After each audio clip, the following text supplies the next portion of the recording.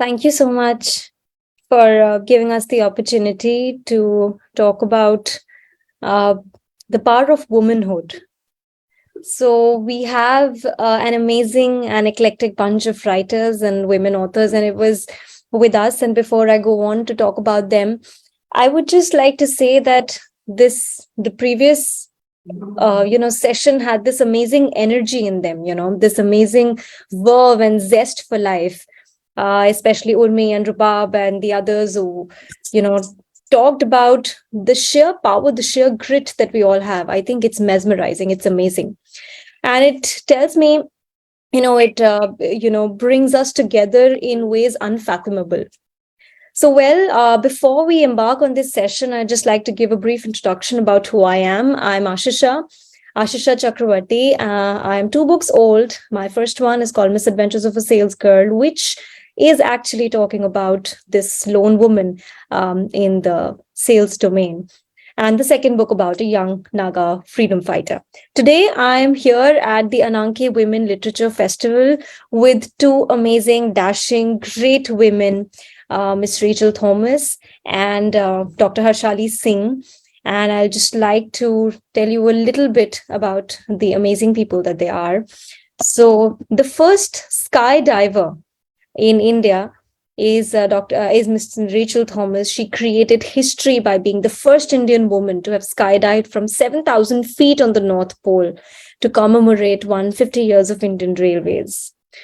So we are so glad to have her. Her book, her autobiography on her is out, and we're going to talk more about her.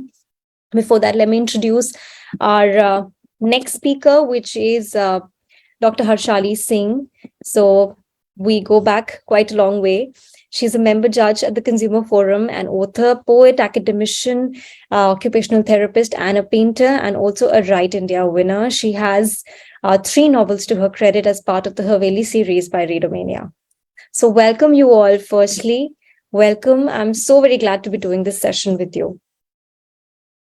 Hello, Aashisha. Thank you for having me. Thank you so much, Ananke and Sabine, for having me over again. It's always a pleasure to be here as part of this wonderful, community that has been created, where women are supporting women, and we're all going to reach to a good place, certainly, because we're all together.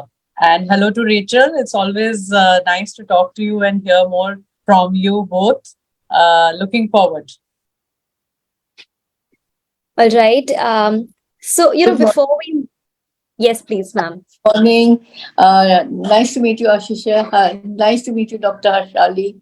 It's so nice to be on this platform. I happened to be with the last speakers, and it was so wonderful to hear people from Pakistan, from London, from different places in the world, and how difficult their journey, and at the same time how they came out as conquerors.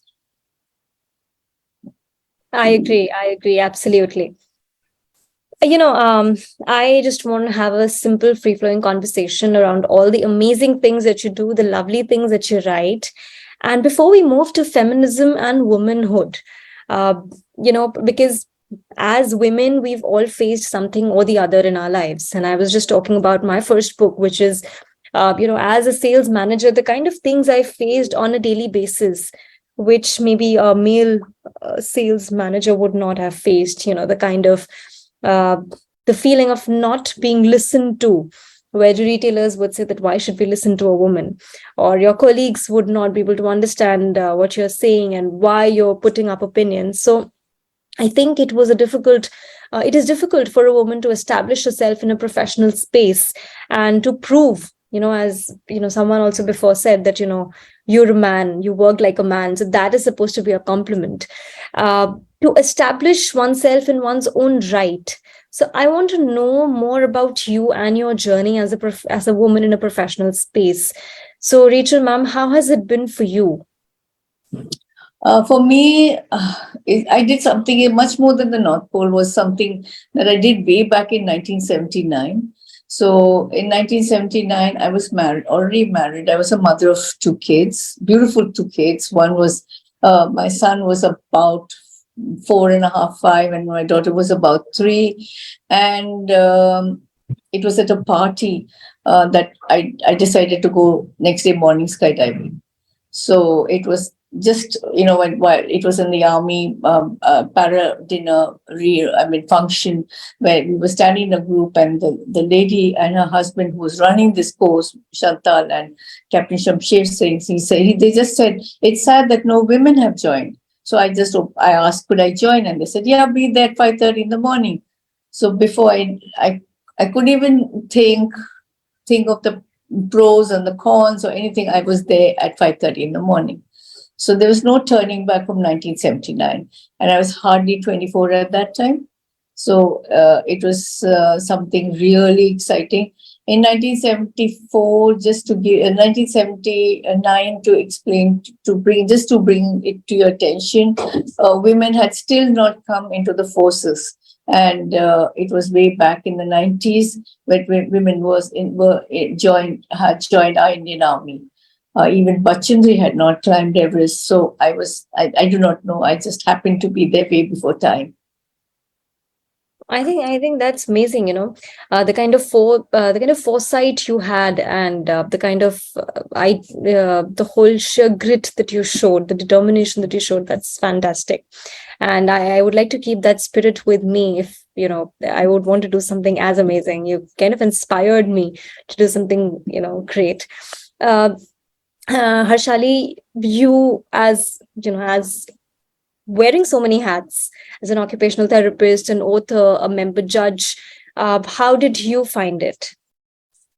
So, Aashisha, what happens is, I think in my experience and whatever little journey I've kind of taken, I find that I'm a firm believer of destiny, and things will happen to you as they're destined to, and not a moment sooner. And I think my life has taught me this particular aspect of the universe, and it has been a lot of meandering for me to reach where I am today, with a lot of ambling thrown in for good measure. And yes, I graduated as a physio occupational therapist. Then I was practicing, but got married very early, had kids very early. And so there was this pressure of, obviously, the family became first, it becomes your priority, and you don't have that much time with, on your hands to actually look at your career at that point of time. We were in a unit family system at that point of time. And so I went into education. I thought, because my mother was a teacher and a principal at when I was young. So I thought, oh, she used to come back in the afternoon, I'll be able to manage both. But times had changed, right?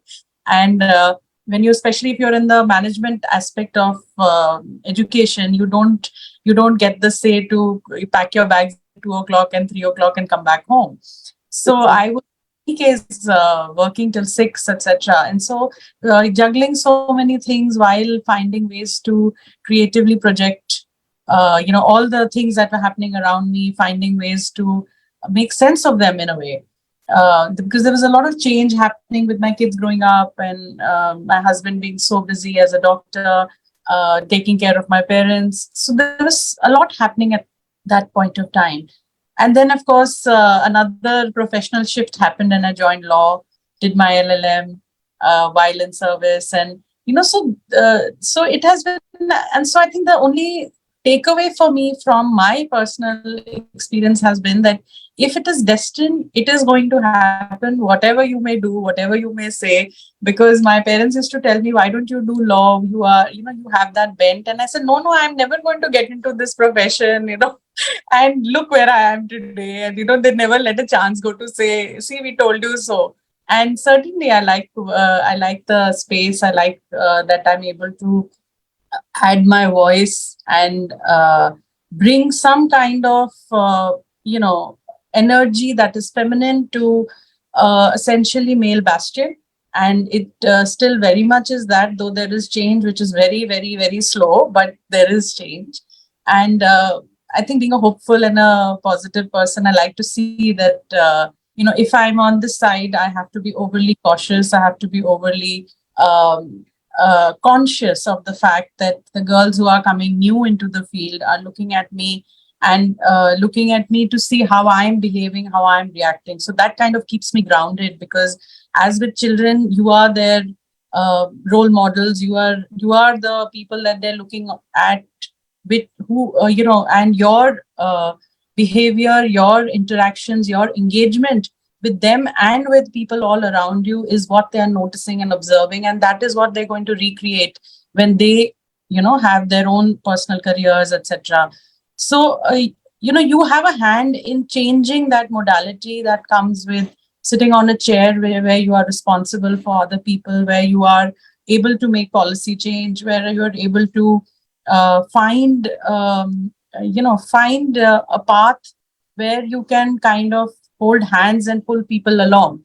And that is the need of the hour, where we need more women in positions of power, where they can support other women. It should not.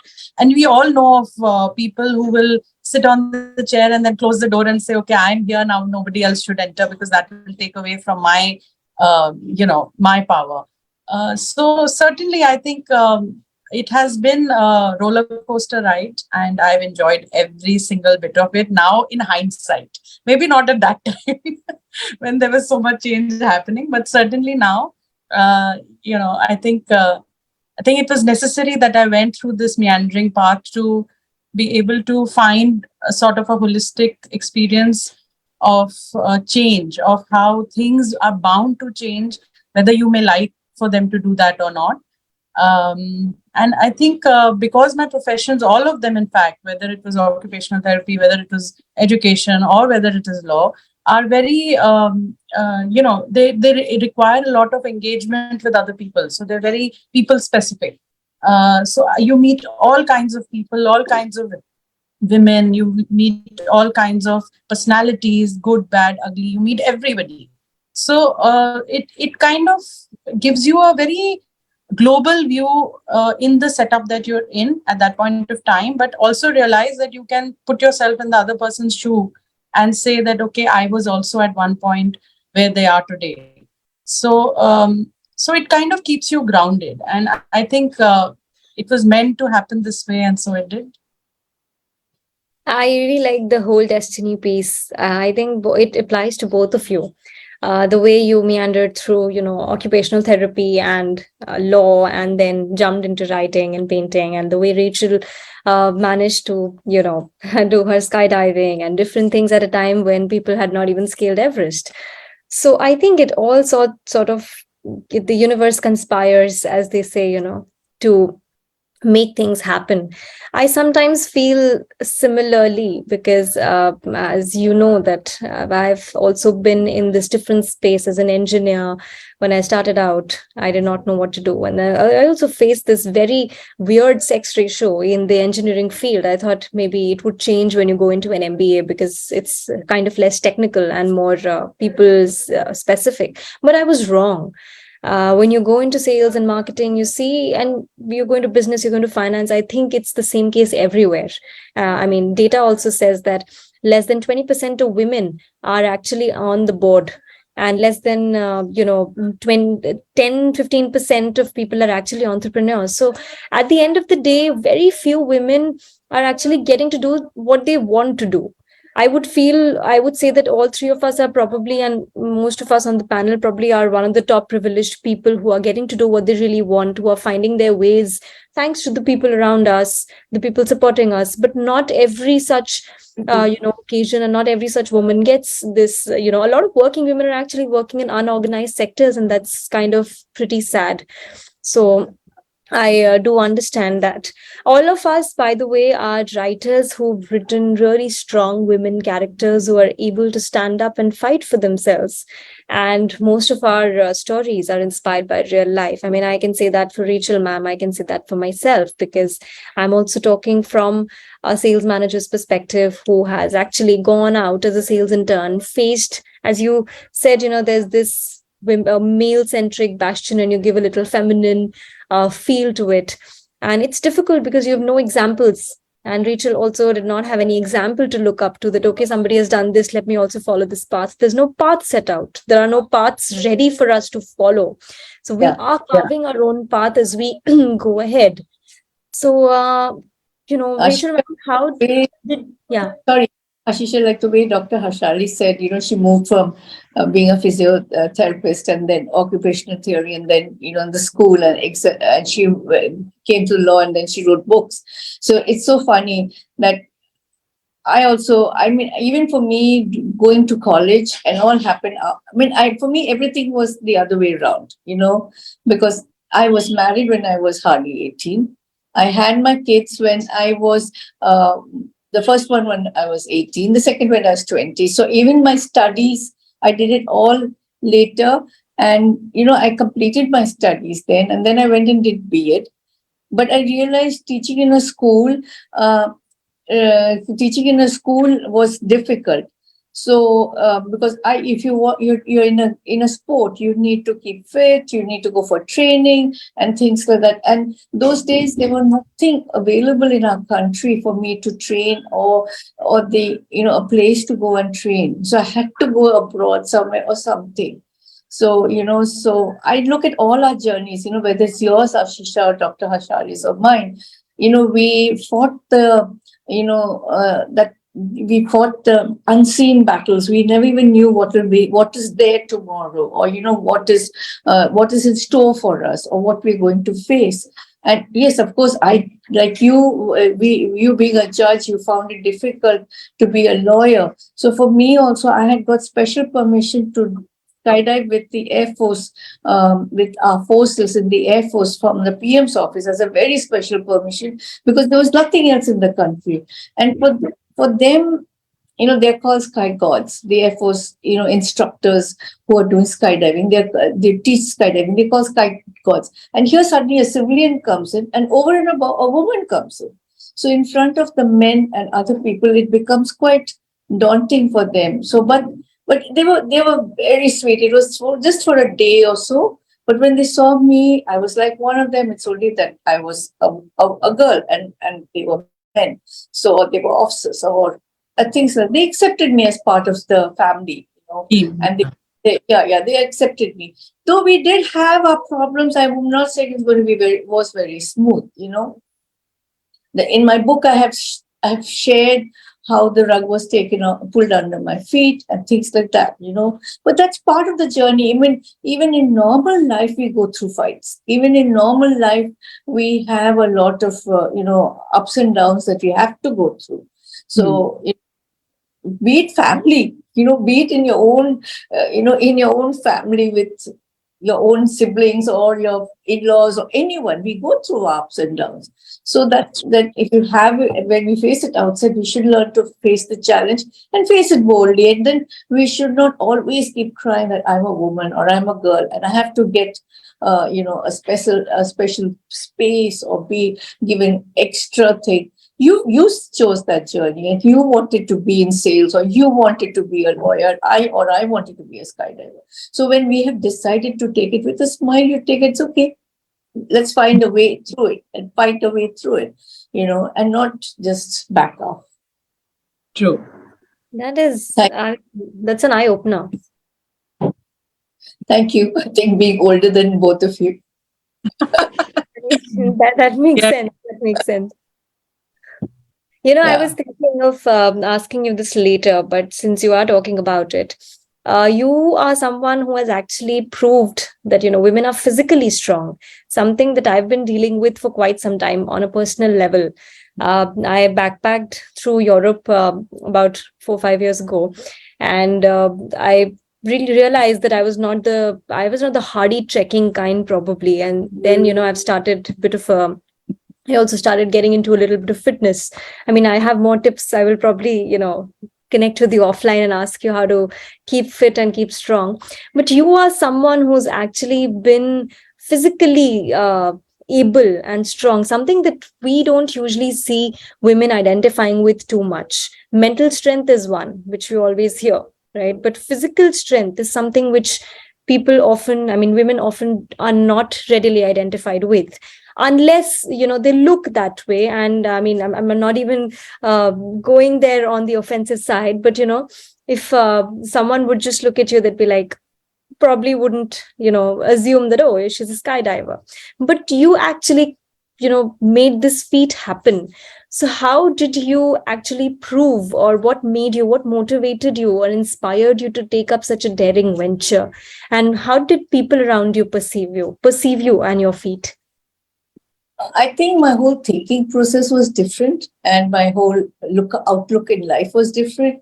So, of course, people would say, "How could you go skydiving when you have two little babies? How did you do it?" Yes, later now, when I'm 67 today, and I proudly say it. So, I think I sit back and I think, really, how did I go and do it? I never even thought twice. But then I always used to tell people then that we're sitting under this fan, okay, or we are climbing down the steps. How do you have any guarantee that your feet will not catch the edge of the staircase and you slip and go and hit your head? You can become paralyzed in a second. While you cross the road, the lights are all, it's a pedestrian, you got the sign, but some rogue bike decides to just slip through and hits you. So there is no guarantee in life. And I honestly believe God, who created me, has written my story, and He has created my timeline. The day I'm born and the day He calls me home. So when He has already decided my timeline, I am not going to kind of worry, that, something's going to happen to me. I don't think. And I think I always fight with nothing is impossible. Nothing is impossible. You can do it. And where my fitness is concerned, I was always in the sports. I used to play hockey. I was on the field. I was a track person. So, and I'm short. So I couldn't think of, you can go that way. You will go this way. I'm not that tall. So I was always conscious that I do not want extra weight. So everything together kept me fit for skydiving. That is amazing. I mean, I would love to do something like that. And when Harshali, you said that you have combined, I mean, you have also moved from occupational therapy and painter and law and everything. You've combined the hard and soft aspects of being a woman. So we just talked about physical strength, but here you've combined both of them together. How do you think the balancing act works? Because in your life, in your head, it's difficult. I mean, I find it difficult, to be very honest. And I have had a couple of breakdowns before. I'm not even that old, to be very honest, to have a breakdown, but it's becoming difficult to handle both the things. For me, a 9 to 9 job and then writing and things, and the recent family thing, it's kind of quite overwhelming. How do you balance the artistic self and the practical self? Do you have different compartments? Certainly, I think as women, we really need it, because there is this label that has been put on us, whether we like it or not, that we are multitaskers. And we have owned up to that very blatantly, which I feel is a disservice to women, because sometimes you don't have the mental bandwidth or the strength to be able to multitask. But because this label is there, oh, you are very strong, women are this, that, every and the other, we are in this web of our own creation that we have created for ourselves, or people have created, or the society has created for us. So when I understand where you're coming from exactly, because as a young woman who's seeing so many changes in your life, I went through similar changes when I married so early. I was not ready. Nobody is really ready at the age of 21 to be married and have children at 22. And then, starting a whole career after that, or changing it twice for that matter. So there were phases in life when I wondered what was in store with me, what was happening, why am I always against the current? Why can't I ever just flow with the current as so many other women and my friends were doing, and happily doing so? Why did I get this need to to do something more? Why is this itch to do something more? And I realized that I think some people are just wired like that. There is no reason why, you want to do something more. And then later on, as I began writing, I realized that my writing was like a catharsis for me as well. Because, you meet so much, you meet and you observe and you absorb so much from the ether and so much from the people who you come in contact with, that you go away feeling sometimes exhausted and sometimes exhilarated, as we all do, right? And I think as women, we are slightly more sensitive than maybe the other gender, where we absorb a lot of energy from other people. So, and even the pressure cooker comes with the valve, right? So I think my writing is that valve for me, where I need to blow off steam. So I write from a very deep place of anger most of the times, where I want to talk about these underlying issues that are prevalent in our society, but nobody wants to talk about them. Nobody wants to see them. And thankfully, the other aspect of my profession, that is my law, when I write judgments there, I'm always writing based on facts. So it's a very fact-based writing, where you're applying law and you are looking at a file or a story or the case that is in front of you, and writing based on what you have before you or what you've heard in the arguments. But so it's a very symbiotic relationship, wherein I'm creatively, when I'm writing very creatively, then I sometimes need to go back to kind of break away from this, this journey of imagination that I am taking. And similarly, when I'm too deep into the fact-based writing, then sometimes I need that break away from there as well, because there's a lot of angst that comes to you on an everyday basis, 24, sometimes like 7 days a week. You are dealing with people who are unhappy, and that is why they're coming to you. The harassed, they're in a lot of mental pain when they're coming to you. So you are absorbing that on an everyday basis. And so if you don't compartmentalize, you are constantly in that whole muck, right? You're constantly stewing in that, or, you're literally in that, that place of unhappiness all the time. So you do need to step away. And I think writing has given me that opportunity, because I was always writing, but I was always writing about things which I questioned, things which bothered me, things that I felt, why is it okay for another person to do this, but not okay for me to do it because I'm a woman. So there were so many questions. So I think my writing kind of stemmed from there initially, where I was questioning the gender roles that were defined, the kind of life that was set out for me, the kind of mold that was set out for me. And after that, it became about, the stories that I was hearing and how people are unable to deal with them, and what would I do if I was in their place, etc. So I think the moot point, or the main point in all of my writing, or my life for that matter, is that I question what is before me. And that, you can call that cynicism, you can call that, call it anything you like, depending on how a person who's viewing my life views their life. So I think a lot of it comes from the fact that that I do want to write about life as it is happening in a very realistic way, but in a way that will give someone else hope. That if someone is reading that, I want to stop this whole thing of looking for a savior. I want everybody to save themselves, especially women, because everybody else is busy saving themselves. So let's save ourselves. It's like that, Yes. So I think it comes from that. And the practical and the artistic self, I think, are just facets of my personality, and they play off each other, and thankfully are playing off each other pretty okay, decently till now. So I'm quite fingers crossed for that. Yeah. Perfect. I'll say one thing, and I loved it about a few years ago when I was doing engineering. I'd put it up as my Facebook DP thing, but I really enjoy this particular line. It says, "Sometimes it's the princess who kills the dragon and saves the prince," and I think it's kind of true. The new age Disney movies and the new age people, the Mulan and the other movies that have come up, they talk about women actually going away from the idea of being saved, the idea of being the damsel in distress. And I think that's commendable, and I think I can see that spirit in both of you, and I love it, especially when Rachel said that if you've chosen this, you've chosen it, you know what comes along with it, so you got to go through it. And I think that's wonderful.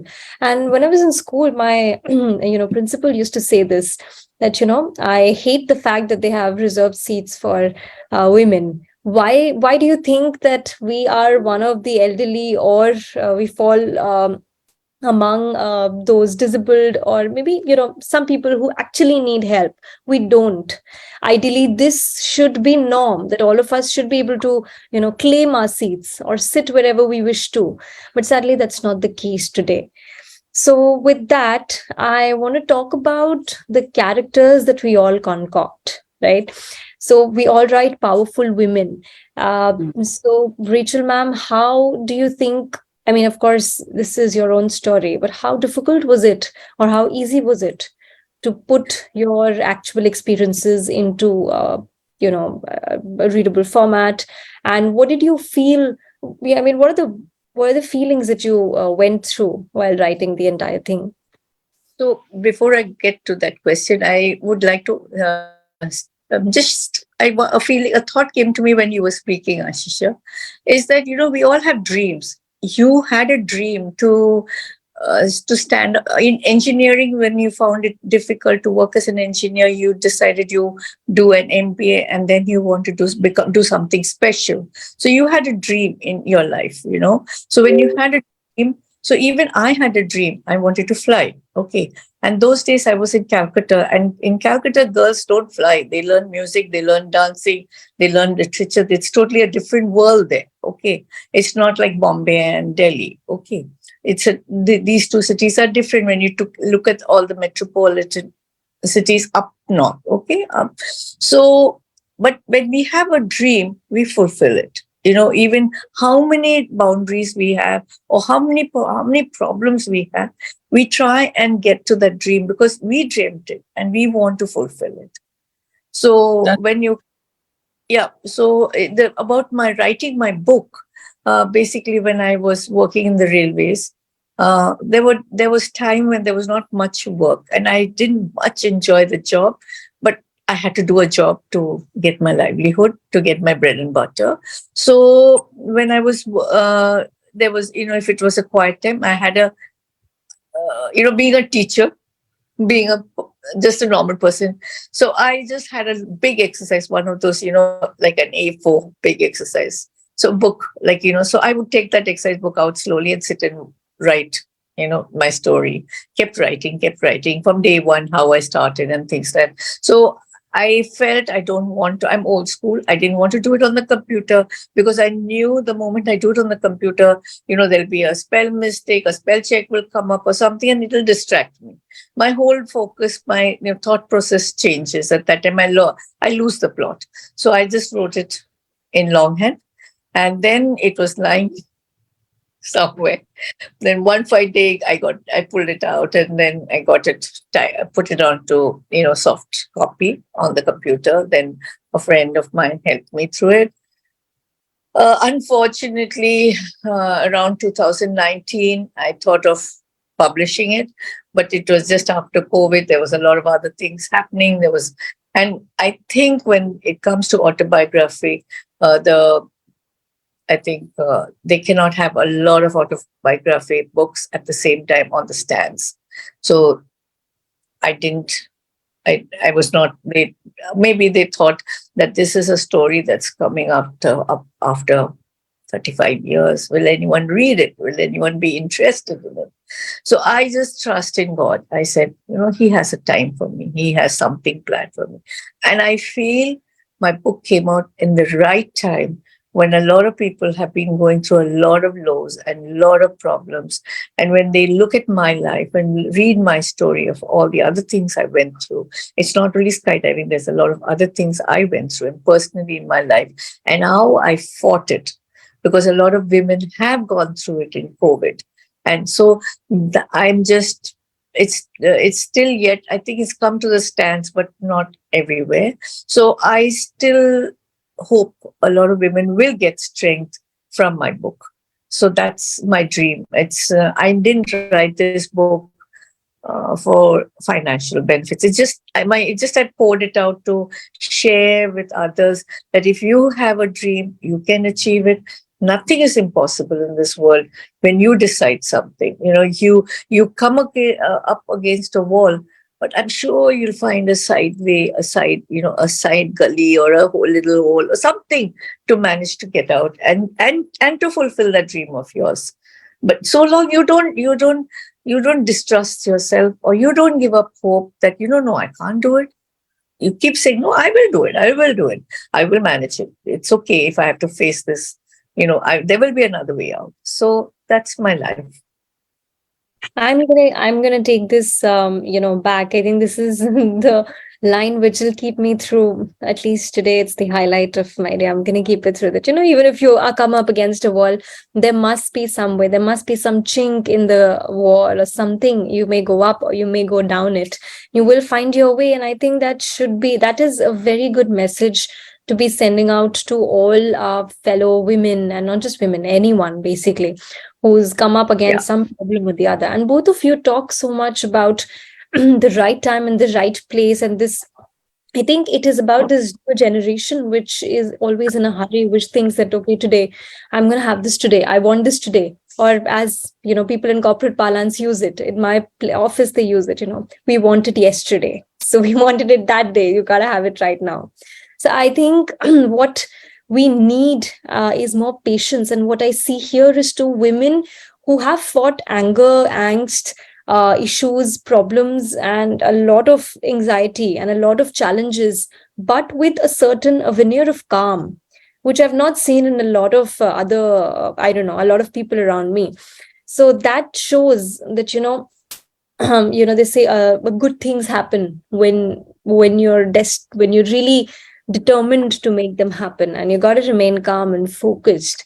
So we do not have a lot of time on our hands right now, so I would like to ask you both for some last words. Maybe Harshali, you could give me some last message for the aspiring writers and readers.